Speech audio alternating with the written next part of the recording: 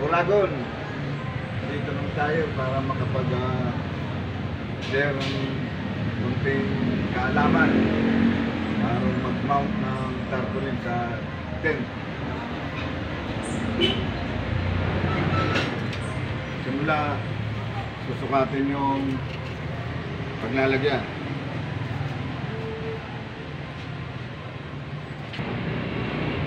Ngayon, ito yung gitna ng tent.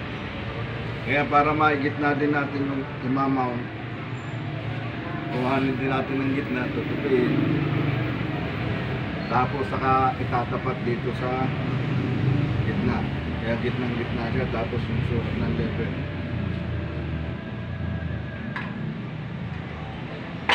Para hindi magalaw yung imamount na tarpaulin, lalagyan natin pabigat. Tapos saka lalagyan ng adhesive.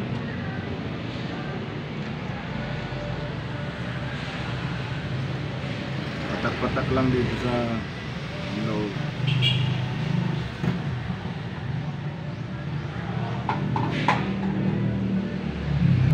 I-spread natin.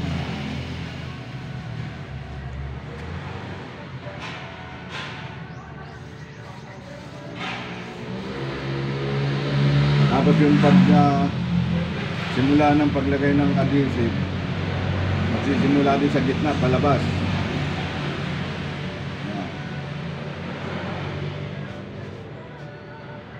Tapos susundan natin ng basahan na basa para hindi dumikit.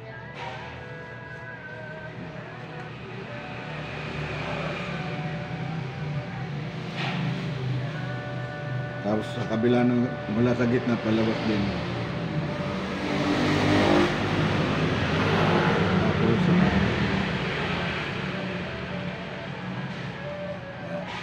Ngayon para mas sigurado ang dikit, pwede nating plantsahin. Pamagitan ng sapin ng teflon, ito ginagamit ko sa pang heat press, ang heat press ng t-shirt. Para hindi siya dumikit, yung teflon.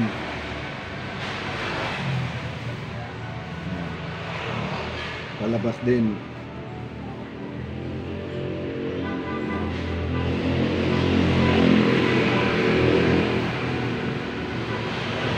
Sa paikot, ganun lang kadali ang pag-mount ng